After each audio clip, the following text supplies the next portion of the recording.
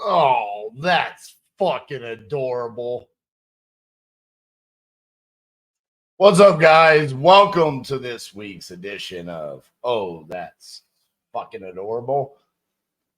This week's a little bit different than normal because normally these are based around stories that's happened to us in the past, something crazy like a wholesale deal where a buyer decides to go sleep in the property before he owns the property, or property get overtaken by vultures, or $200,000 judgment, AC's getting stolen from a flip. You know, the crazy stories that come along as being a part of a real estate transaction.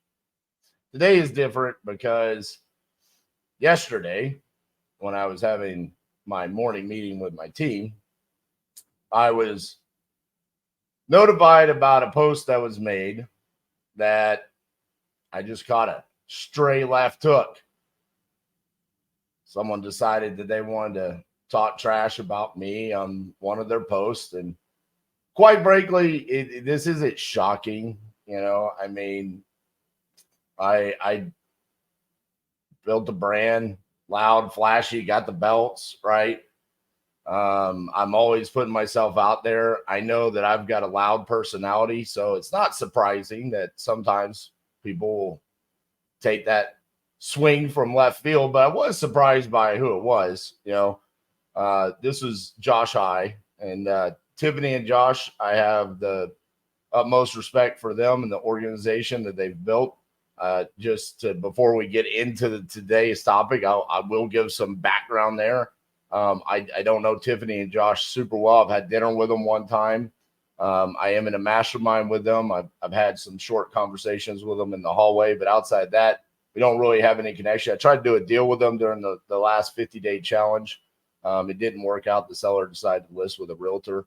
But outside that, I mean, we don't really have much of a connection. So that was part of why this caught me off guard.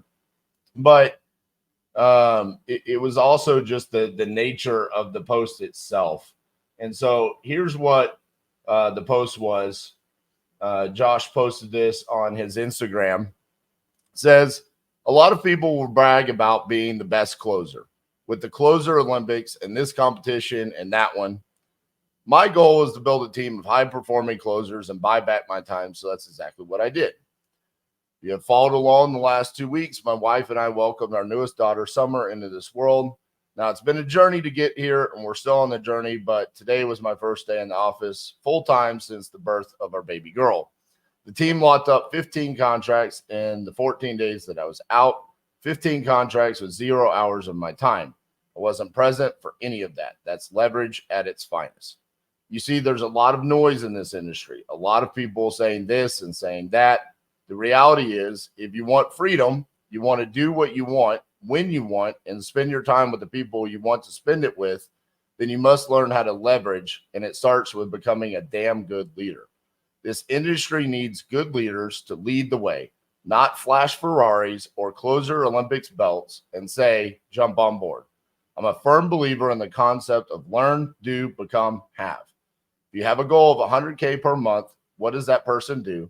Learn those things, do those things, become that person in order to get those results. Cheers.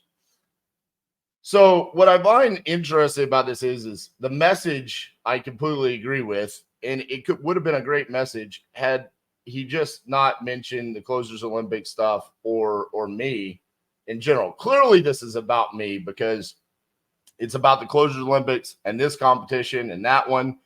So I'm the only person that has the Closers Olympics belts. I'm the only person that's won multiple closers competitions. So I'm the only person that really talks about this at all. So this is clearly directed directly towards me. But the message itself in regards to the fact that Tiffany and Josh have built a team of high-performing closers to buy back their time. Well, that's the goal of every entrepreneur. Absolutely. I agree with that. And the reason why I wanted to bring this up is and address this is because clearly I need to take some extreme ownership that this message even took place, because I have done that. I have bought back my time, and I have not done a good enough job of conveying that message across the board clearly to my competition, which means whatever message I'm putting out there, they feel like, me winning the Closers Olympics, me closing deals, me saying I'm the best closer, is more of the message that I'm conveying than buying back my time. So I was like, well, this literally, when I read it, I was like, wow, that's fucking adorable. That was my response. So I thought about making a short reel to it, and then I was like, well, here's the thing. I have a lot more to say than what just 1 minute can convey. So I decided, well, since it literally made me say that's fucking adorable, let's put it on the that's fucking adorable series. So my response to this is I'll just give the example of what my May looked like, since Josh decided to include me in the birth of his daughter and what his company was able to accomplish with the 15 contracts in the 14 days he was out. I also had a busy May. And let me also say this. I have followed Tiffany and Josh's journey with the pregnancy of summer. I know Tiffany, it was a very tough experience. I've actually had them in my prayers for a while now, because I know how hard it was on Tiffany. I know that there was things that she wanted to do for the business that she couldn't do because she was in such, rough physical condition. And then I know also that once Summer was born, there was some difficulties there. She had to go back to the hospital. There was some scare there about her losing weight, and this is why I'm a little bit shocked by the message from Josh, because I mean, I don't have any hard feelings towards them whatsoever, and I, like I said, I've continued to pray for their family with this. I'm glad to see that they figured out there was an allergy there. And it seems like Summer's going to be just fine now, and they figured that out. And I'm glad that their business didn't suffer because of their absence, while they were taking care of their family.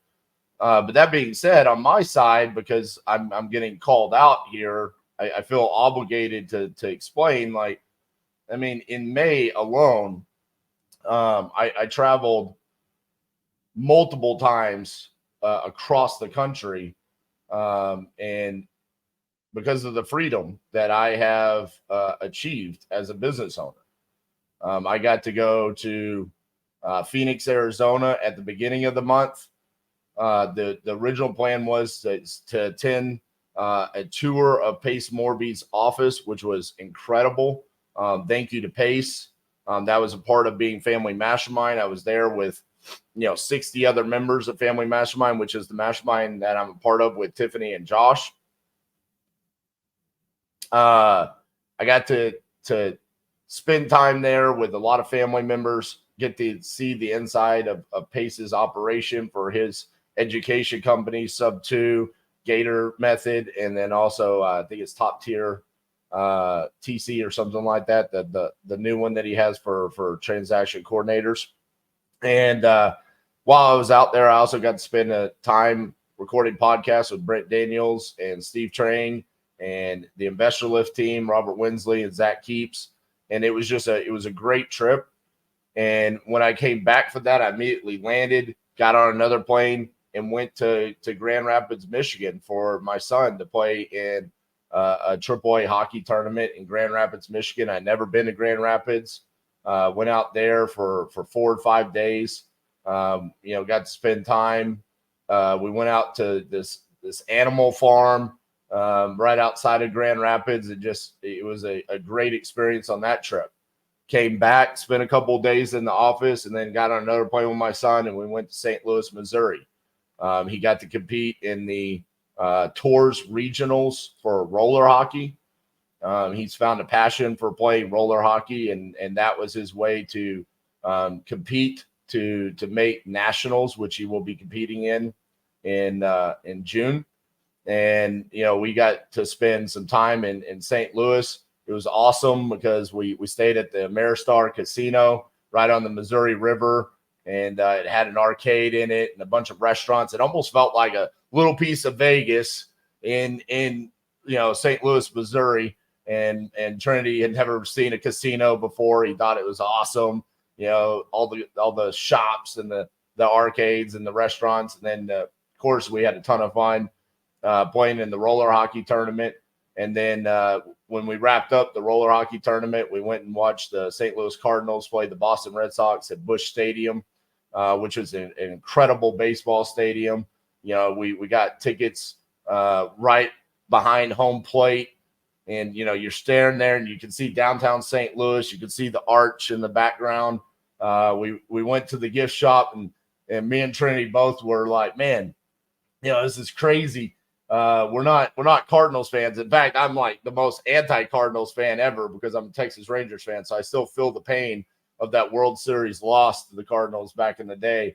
But we bought a bunch of Cardinals gear because it was just so awesome. They have like some retro gear and stuff like that. So it was a good time. And came back from St. Louis, spending a couple more days in the office, and then we hopped on a plane and we went to Charleston, South Carolina.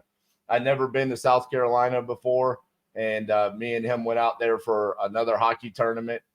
He got to play with a team based out of Cleveland that's run by a former NHL player, Dan Fricci. And it was just awesome to see my son. He got to do a practice with Dan running it, and to see my kid on the ice with a former NHL player, which is what his goal is. Like, he wants to play in the NHL someday, and to see him getting coached by a former NHL player. And then he got to play with kids from all across the country on that team. It's kind of a makeshift team. There's kids from, Massachusetts, New York, Ohio, Michigan, Tennessee, Carolinas, Texas, obviously. It was a lot of fun. And so while we were there, we made some funny videos going after Trangalang. And then we drove up to Columbia, South Carolina. We got to see the University of South Carolina's football stadium, which is something that we love to do. I got to talk to Trinity about how big of a deal it is that the Texas Longhorns are leaving the Big 12 and they're going to the SEC. And hey, we're going to get to be playing in this stadium now. And then we finished the trip by driving up to Charlotte, North Carolina, and then going to the Coca-Cola 600 on the Sunday before Memorial Day, which is my whole life. I've grown up, and on Memorial Day weekend, I watch, Monaco, the F1 race in the morning. I watch the Indy 500, and then that night, you always watch the Coca-Cola 600. It's the longest NASCAR race. It's one of the top prizes.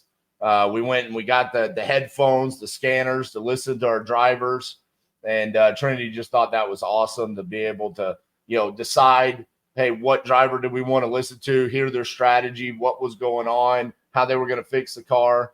And we had great seats right there, like right as soon as they passed the start-finish line going into turn one. We got to stand right down there on the wall, see the cars going, 190 miles an hour right past us. We could feel the wind. The race got shortened by a lightning storm. But we saw it coming. We could hear it on the scanner. They were like, hey, lightning's coming. And then we could see it. So we, jetted out and sprinted to the car and got in the car right before the storm canceled the race. We only missed one lap of the race. And we saw Christopher Bell win. And we got hopped in the car and it started raining. And 10 minutes later, we were at our hotel. And the next morning, we hopped on a plane and came back home. And that was our May. Man, I mean, I wasn't home for one weekend in May. I was out there. I was freedom. I had the time of my life with my son in May, doing everything that we wanted to do. We sat down and we said, what do we want to do in May? And we talked about, it was an opportunity that Trinity got invited to play for CCM Selects in Grand Rapids, Michigan. It's an awesome opportunity that he gets to go do tours regional. And now he gets to go do the nationals. He literally gets to go play for a national championship in Tampa in June. And then to be able to go to Charleston, South Carolina, go to the race, go to the Busch Stadium game for the Cardinals. I mean, it was amazing. And the whole time that was going on, Titanium Investments was pumping deals. I didn't close deals. I didn't get on the phone with sellers. I wasn't dispoing deals. I wasn't doing transaction coordination. I wasn't doing any of those things. But we successfully closed on 31 deals that month, one a day. We did a refinance of a property that we needed to get done during that month. And what I'm probably most proud of is the fact that Titanium University opened up its third class. I had zero to do with any copy, any ads, any marketing for Titanium University. My team handled all of that. I didn't do any sales for Titanium University, and that sold out in record time. I mean, record low amount of sales calls. I mean, the team handled that amazingly, and we were able to onboard that new class, bring them in every single day, Monday through Friday. There was an implementation call done with every single member of Titanium University. And we also wrapped up our Titanium Hard Challenge inside of the university, where we saw people do their first ever deals, have their first ever six-figure months. Absolutely just crushing deals left and right. I think we added it up the other day, and just inside of Titanium University with one lead generation source, there was over 100 signed contracts from that one lead generation source. And so when I see my competition, Tiffany and Josh High, come after me for something that I'm proud of, something that I earned, right? The Closers Olympics championships and winning the Wholesaling Live Challenge in 2022. This isn't about bragging. I mean, their company is called Results Driven. That's a result. That is a result of the years that we have put into the process that we have built. I don't sit down and do acquisitions on a daily basis. No, Cassie and I spent years dedicating ourselves to developing a skill set and a craft to become great at what we do. And even though that I don't do this on a daily basis, I'm able to sit down and compete against people, the best in the industry and win time and time again. That's not bragging. That's literally me just saying those are the results. The belts, I didn't buy those belts. Those belts were given to me because I won them. I earned them. I don't know anybody that wins a trophy and doesn't hold it up, doesn't say, I'm proud of this. Why would I not be proud of that? Why would I not say that I'm the best closer in the game? I've earned that right. I literally earned it. I was given that title by other people, our peers, by the Steve Trains and the Jerry Nortons and the Robert Winsleys and the Chris Jeffersons and these people that have judged time and time, the Brent Daniels, the Max Maxwells, that have said, dude, RJ, you are the best closer in this industry. So it's not bragging. It's literally me leveraging that result. So you talk about leveraging this. That's me leveraging that result to say, hey, if you want to learn what I do so you could do those things and become just like me and then figure out how to teach other people to do it, then you need to come learn from us. So it's exactly your message, Josh. But the difference here is that I am showing people how I do it every single day. When I go live on here and I close deals, that doesn't mean it's because I have to. It's because I'm making the decision to do it to help more people. And the other thing about this is the Closers Olympics is another entity that are owned by three gentlemen, Alex Sines, Keith Everett, and Elijah Rubin, that have poured their heart and soul into three of these competitions. That I know the difficultiness of I know that's not a word, but I use it. The difficultiness of putting together that event virtually, getting leads, making sure that everyone shows up on time, egos are put aside, the rules are followed, that there's a score system, that judges show up, all these different things. And because I've been a part of each and every single one of those, I have received the DMs, I've received the messages and the comments from people that are saying, dude, Closers Olympics changed my life. Like, I watched that. I adapted what you do and what Elijah Rubin does and what Keith Everett does. And because of that, I was able to create my own reality with wholesaling. So not only is this an attack on me, but it's an attack on the Closers Olympics. And quite frankly, I don't understand that, because Closers Olympics didn't do anything to deserve that. Just because they put it in a competitive nature does not mean it's a negative thing. That's absolutely what we're doing every single day in business. And that's why I understand why this post was made, because it's tried to tear me down. You see me as competition. And you're trying to say, hey, look at what I've been able to create. My ask of you is dude, stick to your brand. Your brand is just talk about what you've been able to create. This is a beautiful moment where, you have your beautiful daughter. She's now going to be healthy. Tiffany's going to be healthy. Why include me in it? Why include Closers Olympics in it? So from that perspective, I'm sorry that I haven't done a good enough job where you didn't think that you could say this message. I should have done a better job conveying that I absolutely have freedom. My team absolutely does deals without my involvement, without Cassie's involvement. We have leveraged building that team. And we do get to do whatever we want to do. In fact, I'm leaving right after I finish this video. I'm walking out the door and I'm going out of town again. Why? Because I want to. I'm not worried about whether or not we're going to be able to dispo deals or acquire deals or anything today.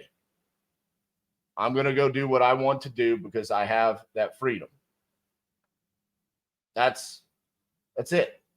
And when we talk about needing better leaders in this space, I absolutely agree with that. I absolutely agree that we do need better leaders in this space. I don't know that this message conveys to everyone out there, the masses, that that's the leader that we want in this space.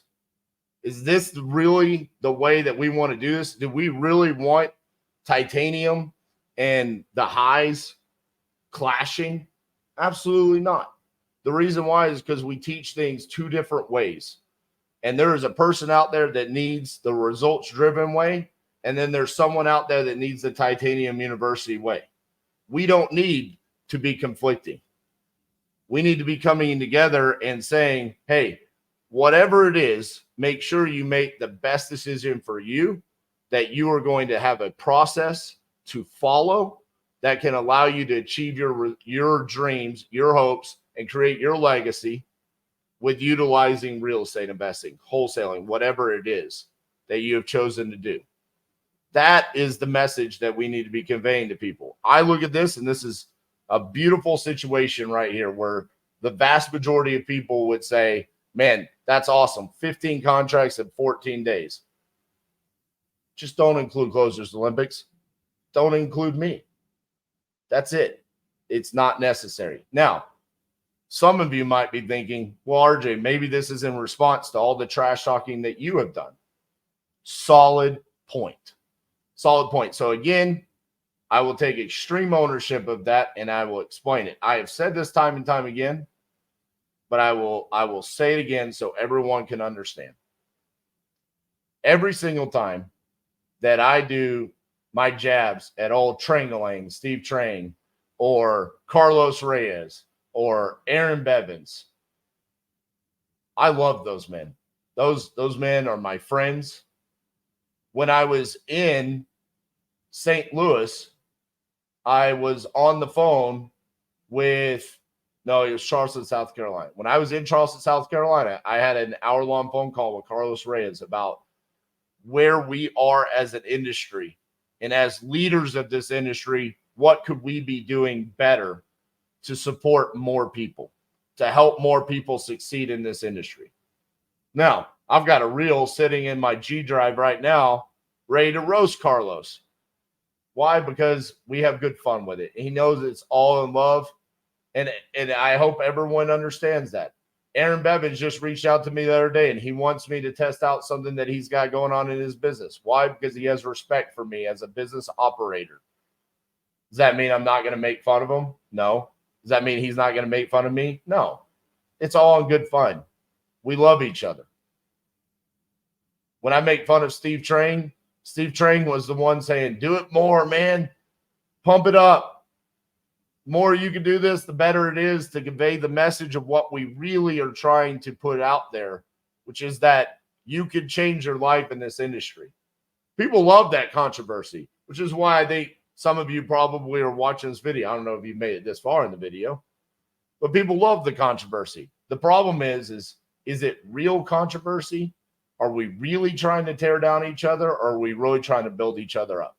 Personally, I want to get to the point where, yeah, we can have fun. We can make fun of each other. We made fun of each other for having different ways or ideas on how to succeed in this industry. But to go after the results of winning Closers Olympics and me being proud of winning these, dude, I don't know anybody that wouldn't go out and win these types of competitions and not be proud of it. If you are with him, why were you even competing in the first place? I'm going to be proud of it. Why would I not be proud of it? My son's proud of it. My team's proud of it. My partners are proud of it. They tell me every single day, dude, like, I can't believe you were able to accomplish what you're able to accomplish. So when I see my competition come after me and try to tear me down, I look at it and I go, I have an obligation to my team and my family to step up and say something about it. I'll be honest with you. Half of my team was like, yes, absolutely do a response video to this. And half of my team said, let's just let it slide. No one cares. There was 51 likes on it. There's 3 comments.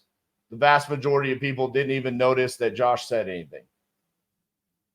The difference to that is 51 people liked that message. 3 people commented on it. There was probably a couple more thousand that read the message and just didn't react to it. I feel obligated to come on here and say that in Josh's opinion, he doesn't like the fact that I won the Closers Olympics. He doesn't like the fact that I carry these belts around. And he thinks that I don't have freedom of my time. And I don't like that message. I want to respond to that and say, I do have freedom of my time. My team, I have leveraged a team. I love my team to death. I feel like I have the best team in the world. Why? Because they're my team. They're the people that I chose to be here. They're my family. The results that I got with Closers Olympics, I will never be afraid to talk about that because I've heard y'all's voices talk about this time and time again, where you say, literally, I've had people say they have trained their acquisitions with my videos that I have put out there closing deals. And from that, they've been able to build multiple 6-figure a month businesses just from the videos that I've put out there. So am I ever going to stop talking to sellers on these videos? Absolutely not. I'm not going to let my competition tear me down and say, hey, you shouldn't be doing that. You should be talking about how to do that and how to build a team. That's their message. That's their brand. This is my brand. And I'm proud to have earned the name King Closer. That's what's on this belt right here. The first one, RJ Bates III, King Closer. I didn't make that. I earned that. So, Josh, I love you, brother. Listen, you're a leader in this industry. We can be better than this. And maybe, listen, you've had a lot going on.